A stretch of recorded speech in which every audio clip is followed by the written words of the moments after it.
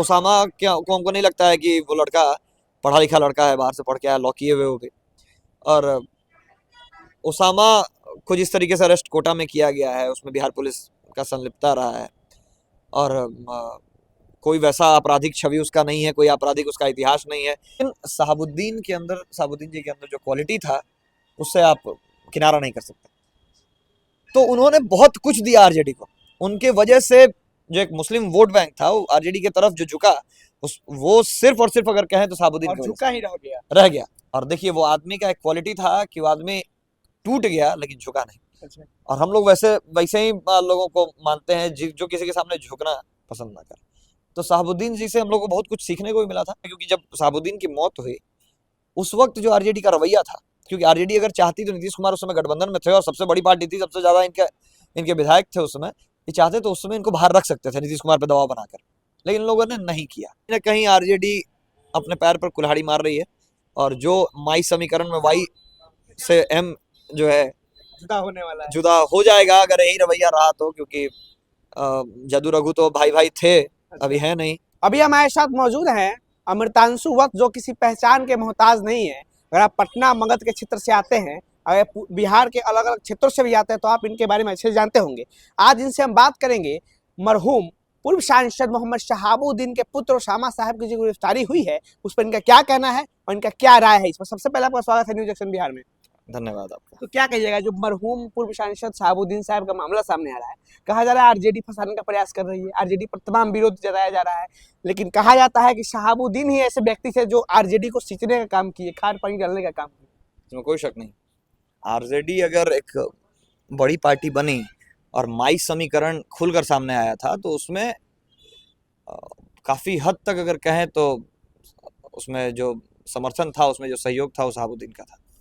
और मोहम्मद शहाबुद्दीन की हम पर्सनली बहुत ज़्यादा रेस्पेक्ट करते हैं। रेस्पेक्ट का कारण भी था कि हमारे फूफा जी पसनौली सिवान में आप जगह है, आप जाने होंगे, श्रीकांत बाबू हमारे फूफा जी का नाम था और उनके क्लाइंट भी रहे शहाबुद्दीन। और उनके बहुत हम क्या बताएं कि बहुत शुभचिंतक रहे हैं। हमको 2017 का एक वाकया याद है जी। उस समय हम हिंदुत्व का एक काम कर रहे हैं, मतलब एक काम क्या, हिंदुत्व के लिए ही हम लड़ रहे थे। तो सिवान में कभी दंगा, उसके पहले जब तक शहाबुद्दीन रहे थे सांसद तब तक दंगा नहीं हुआ था। उस साल शहाबुद्दीन सिवान में इत्तफाकन दंगा हो गया अचानक से। बीजेपी की सरकार थी, नया नया 14 में आए थे मोदी जी, हर जगह हिंदुत्व का लहर इतना तेज था। सिवान में दंगा हो गया था, छिटपुट दंगा था, बहुत बड़ा नहीं लेकिन हो गया। उसमें हम लोग का एक्टिव पार्टिसिपेशन था उस दंगे में, मतलब एक्टिव पार्टिसिपेशन था। जो कैजुअलिटी हुई थी अच्छा, उसको ये करने में, हाईलाइट करने में मुद्दे को, और वहां से सिवान में नेटवर्क सारा बंद कर दिया गया था। तो इस चीज को हाईलाइट करने में हम लोग लगे हुए थे। शहाबुद्दीन तिहाड़ थे उस वक्त दिल्ली, और तिहाड़ में बैठकर उनको सारी चीजों की जानकारियां थी। हाँ, अब हो सकता है कि जो लोग मिलने जाते होंगे, चली थी ना बाबू होते, जो लोग मिलने जाते होंगे वो बताए, या फिर वहां भी टीवी भी अवेलेबल है, उससे पता चला। तो एक अरुण पाठक जी थे, यार याद नहीं है नाम, तो अब तो काफी दिन हो गया। हमको एक नाम उस लड़के का था, कुछ नवाब करके, कुछ नवाब खान या कुछ ऐसा करके नाम था, उसका नाम भूल रहा है अभी। उस लड़के ने हमको फोन किया, और सिवान का ही था लड़का, और उसने कहा कि साहब आपसे मिलना चाहते हैं। अच्छा, तो हम बोले कि कौन साहब मिलना चाहते हैं भाई? तो साहब मिलना चाहते शहाबुद्दीन जी के बारे में। तो हम मध्य प्रदेश गए हुए थे किसी काम से, मध्य प्रदेश से हम लौट रहे थे, हम दिल्ली हमको जाना था। तो हम बोले कि शहाबुद्दीन, नाम आया शहाबुद्दीन का, तो शहाबुद्दीन को हम लोग जान रहे थे बचपन से, क्योंकि सबका कहीं ना कहीं कनेक्शन अपने यहाँ से रहा है। तो हमको लगा कि उन तक बात गया तो मतलब पिताजी तक बात चला गया होगा। तो हम बोले काहे, कोई बात है क्या? तो बोले कि हाँ बात करना चाहेंगे। तो फिर बात हुआ हमारा। तो वहाँ कोई अरुण पाठक थे कि पंडित जी थे, अरुण पांडे थे, कुछ ऐसे नाम था। सेंट्रल सेक्रेटेरिएट पर उन्होंने कहा कि अच्छा ठीक है, हम आपसे मिलना चाहते हैं, आप तिहाड़ आए।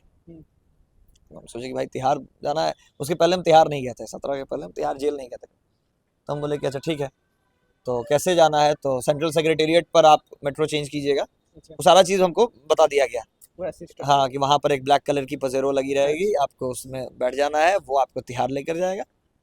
और ठीक है, वहाँ गए, शहाबुद्दीन से मुलाकात हुई। तो उन्होंने हमसे सबसे पहला बात है कि ये कहा था, मेरे बारे में वो हिस्ट्री बहुत पहले से निकाल के रखे हुए थे। अच्छा। मतलब कि जितना हम नहीं सोचे थे, वो हमारे बारे में लंबा चौड़ा हिस्ट्री निकाले हुए थे।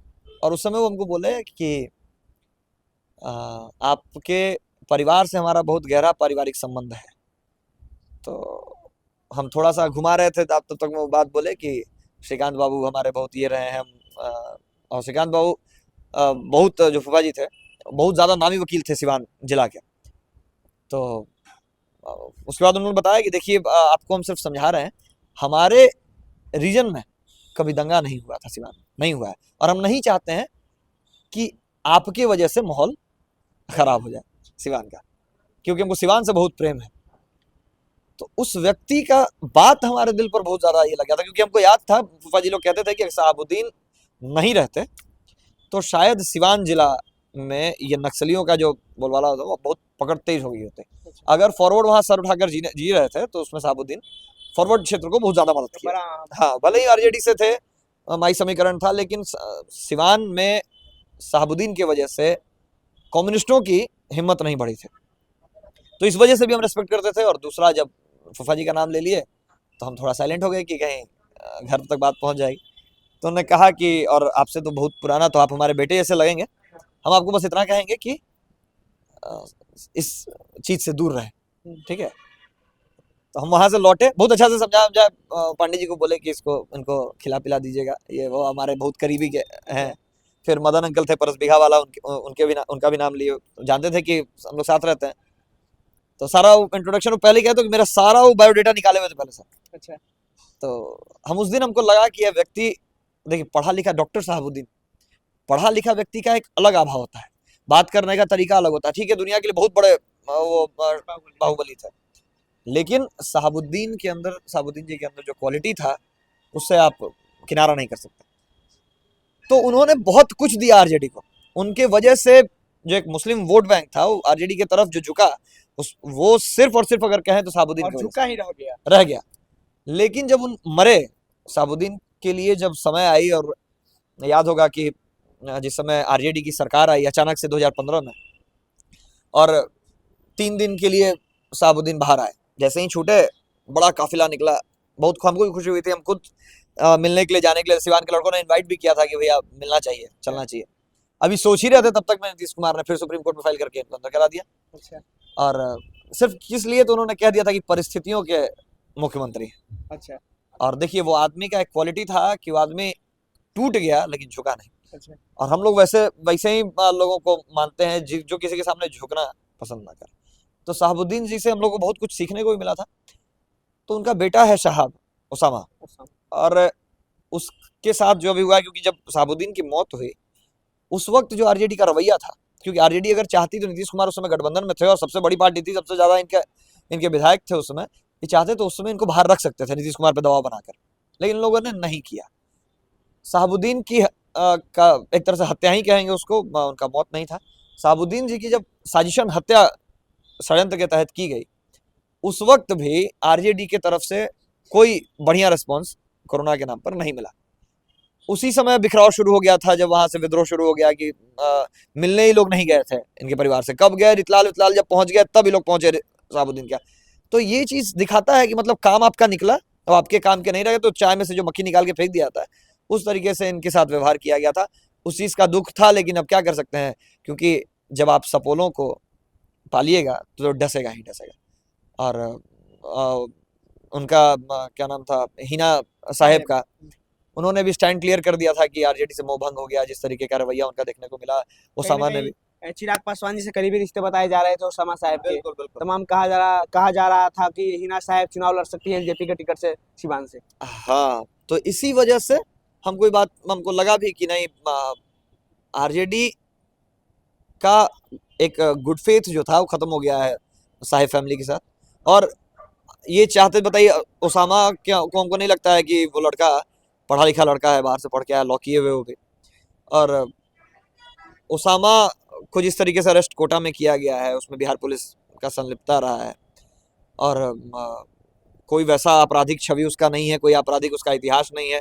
इसके पहले वो शायद मुसाफिर खान या किसके ऊपर गोली चला था, तो उसमें उसका नाम घसीटा गया था। आप इन्वेस्टिगेशन अभी तक नहीं किए हैं, आप में उस पर कोई जुर्म सिद्ध नहीं हुआ है, लेकिन अब आप ज़बरदस्ती उसको हिरासत में ले लिए हैं और 14 दिन के रिमांड पर रखा गया है उसको। तो ये सारी चीज़ें कहीं ना कहीं आरजेडी अपने पैर पर कुल्हाड़ी मार रही है, और जो माई समीकरण में वाई से एम जो है जुदा होने वाला है। जुदा हो जाएगा अगर यही रवैया रहा तो, क्योंकि जादू रघु तो भाई भाई थे, अभी है नहीं। रघुवंश प्रसाद जी के साथ जिस तरीके का व्यवहार हुआ सब लोगों ने देखा, उनको अंतिम में जो लेटर उन्होंने लिखा सब लोगों ने देखा। अब अगर ऐसे ही करते जाएंगे तो हमको नहीं लगता है कि लालू जी ने जो मेहनत कर कर एक सिस्टम बनाया था वो उनके वंशज जो है वो ज्यादा दिन तक इसको ढो पाए।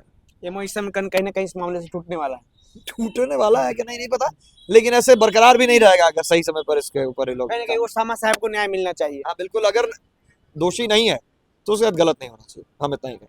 चलिए बहुत बहुत धन्यवाद तमाम ओसामा साहब के मुद्दे पर अपनी बात मुखरता से रखने के लिए। जी जी धन्यवाद। देखा आपने हमारे साथ है अमृतांशु वत्स, जिन्होंने तमाम बातें रखी है ओसामा साहब की गिरफ्तारी को लेकर। तमाम लोग सपोर्ट कर रहे हैं आरजेडी का, उनके समर्थक जो है विरोध कर रहे हैं। तो खैर वीडियो कैसा लगा कमेंट बॉक्स में प्रतिक्रिया जरूर दीजिएगा।